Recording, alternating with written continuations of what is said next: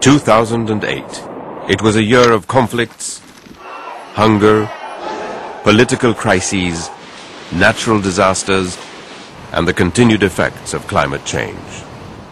But it was the meltdown of the world's financial markets that sent shockwaves around the globe. Worldwide, stock prices have fallen sharply, credit is tight, and major financial institutions have collapsed. Many developed economies are already in recession, and growth in most developing countries is slowing significantly. The economic slowdown, combined with soaring food prices and rising unemployment, is threatening people's basic security in many parts of the world. United Nations Secretary General Ban Ki-moon. Poor people around the world look to the United Nations for help and solidarity. We are accountable to them. Here in this house, everyone counts. So let us live up to our responsibility. This year, the United Nations marked 60 years of peacekeeping. 110,000 blue berets from across the globe, more than ever before, are deployed in 19 peacekeeping missions worldwide. From protecting civilians, to removing dangerous landmines, to rebuilding shattered nations, and registering people to vote, they're often on the front lines. And perhaps nowhere more so than in the Democratic Republic of the Congo, where heavy fighting in the country's eastern region between the army and Tutsi rebels displaced 250,000 people. Many of the conflict's victims were desperate for shelter. UNHCR officer Ibrahima Koli. There is a sentiment of panic here. The security is the first priority. The second priority is food, as you may know. Safety is a huge challenge, even here in camps for the displaced. Women like Monique face a constant threat of rape or being beaten, even when going out to collect firewood for cooking. The Security Council authorized 3,000 more peacekeeping troops. And the UN sent Special Envoy Olusegun Obasanjo to the region for peace talks. Just let us fight and struggle for peace. Meanwhile, security is deteriorating elsewhere in Africa, jeopardizing the UN's efforts to bring aid and to protect civilians.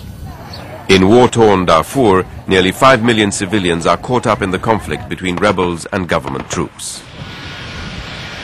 John Holmes, UN Emergency Relief Coordinator.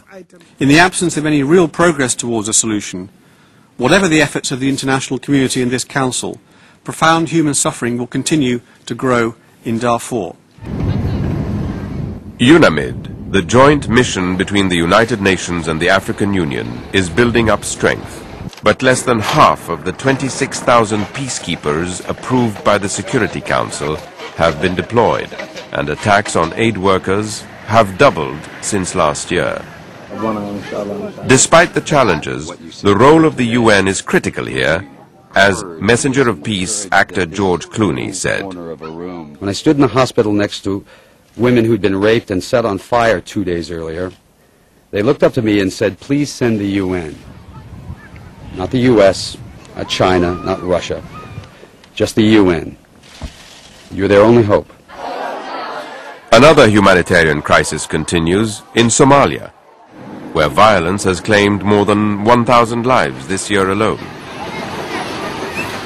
The UN is helping the 3.2 million people who need food after 3 years of drought. Mark Bowden, humanitarian coordinator for Somalia. That we think after 3 years of drought and this prolonged crisis, we're at a stage where the population could be facing total destitution. International Navy vessels have to protect the food deliveries from rampant pirate attacks.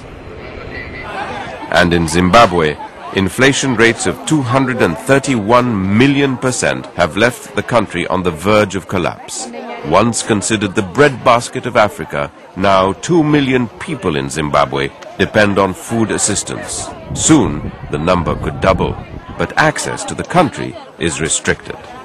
Making matters worse, a cholera outbreak that began in the open sewers of urban townships has infected nearly 14,000 people and claimed some 800 lives. crises were not limited to Africa. In Georgia, 200,000 people were uprooted when the country's military clashed with Russian and separatist South Ossetian troops. The UN's Refugee Agency and its Children's Fund provided services for the refugees before the harsh winter set in.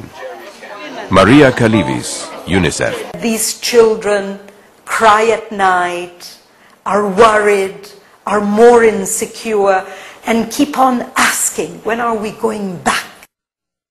And the plight of refugees around the world continues to be a high priority for the UN in places like Afghanistan, where insurgent attacks have intensified